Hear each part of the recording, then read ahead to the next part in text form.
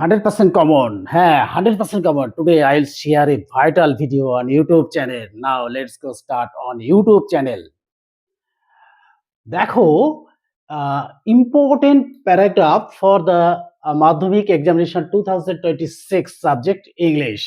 মাধ্যমিক 2026 100% common English paragraph. সেই প্যারাগ্রাফগুলো কি কি? ১ নম্বর প্যারাগ্রাফ হচ্ছে your favorite hero. অর্থাৎ প্রত্যেকের জীবনে কিন্তু একজন ফেভারিট হিরো থাকে। সে কি হতে পারে? সে তার বাবা হতে পারে, সে তার মা হতে পারে, তার রাইটার হতে পারে, বিভিন্ন সিনেমা আর্টিস্ট হতে পারে। তার মধ্যে থেকে একটা ফেভারিট হিরো চয়েস করে কিন্তু এই ভিডিওটা করতে হবে। অর্থাৎ এই প্যারাগ্রাফটা লিখতে হবে। তো এটা কিন্তু খুবই গুরুত্বপূর্ণ। ২য় নম্বর দেখো, এম ইন ইওর লাইফ, অর্থাৎ প্রত্যেকের জীবনেই কিন্তু একটা এম থাকে, এম বা লক্ষ্য থাকে। এই লক্ষ্য যদি থাকে তাহলে কিন্তু সে সাকসেস হতে পারে।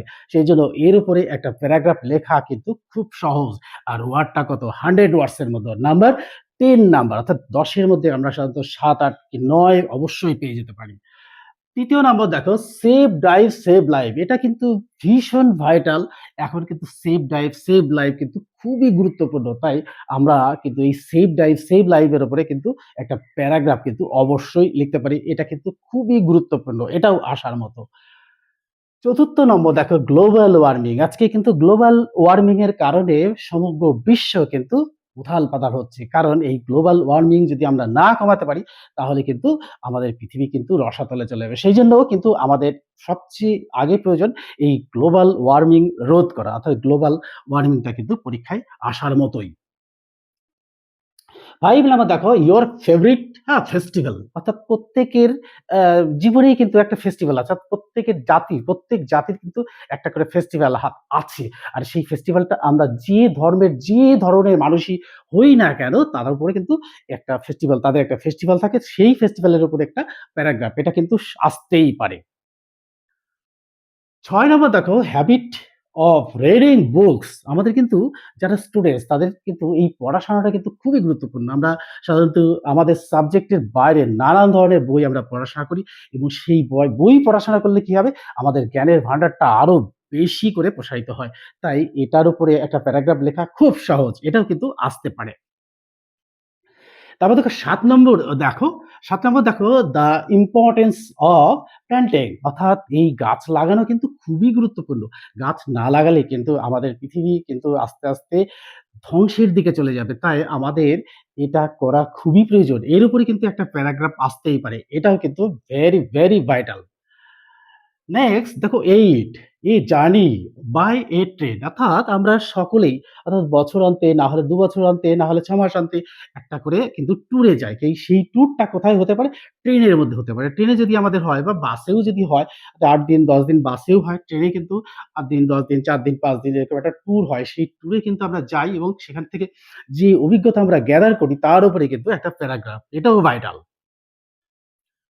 ৯ নম্বর দেখো, ডিসিপ্লিন ইন স্টুডেন্ট লাইফ, অর্থাৎ প্রত্যেক স্টুডেন্টেরই কিন্তু একটা ডিসিপ্লিন থাকা উচিত। অর্থাৎ স্টুডেন্ট যে হবে তার কিন্তু প্রথমেই দরকার যে কি না এল্ডার্সদের জন্য বা টিচারদের জন্য কিন্তু সম্মান জানানো। এই সম্মানটা যদি আমরা স্টুডেন্ট লাইফ থেকে না জানি তাহলে কিন্তু আমরা পিছিয়ে পড়বো। তাই আমাদের এই ডিসিপ্লিনটার উপরে কিন্তু প্যারাগ্রাফ আসার মতোই। তারপরে দেখো, বেনিফিটস অফ মোবাইল ফোন। আজকে দেখো আমরা নেট দুনিয়ার মানুষ। এই নেট দুনিয়ার মানুষ হয়ে কিন্তু আমরা মোবাইল ফোনের যে অর্থাৎ এই যে বেনিফিটস অফ মোবাইল ফোন আমরা যদি পড়াশোনার খাতে ধরি তো দেখা যাবে যে প্রত্যেকটা পাতাতে প্রত্যেকটা লাইনে কিন্তু আমাদের এই মোবাইল ফোন অর্থাৎ ইন্টারনেট কিন্তু খুবই প্রয়োজন। তাই মোবাইল ফোনের যে লাভটা তার উপরে কিন্তু প্যারাগ্রাফগুলো আসতেই পারে। তাহলে আজকে এই যে প্যারাগ্রাফগুলো আমি চয়েস করেছি, আমি আমার অভিজ্ঞতা থেকে যে এই প্যারাগ্রাফগুলো তোমাদের একটা উপহার দিচ্ছি। কারণ সেই প্যারাগ্রাফগুলো কি? Your favourite hero. ২ নম্বর দেখো, aim in your life. ৩ number দেখো, save drive save life. ৪ number দেখো, global warming. ৫ number, your favourite festival. ৬ number, habit of reading books. ৭ number দেখো, the importance of planting. ৮ number দেখো, a journey by a train. ৯ number, discipline in students life. ১০ number দেখো, benefits of mobile phone. তো দেখো এই প্যারাগ্রাফগুলো যদি আমরা করে রাখি তাহলে অর্থাৎ সময় কিন্তু খুব কাছেই, অর্থাৎ ফেব্রুয়ারি মাসে আমাদের পরীক্ষা।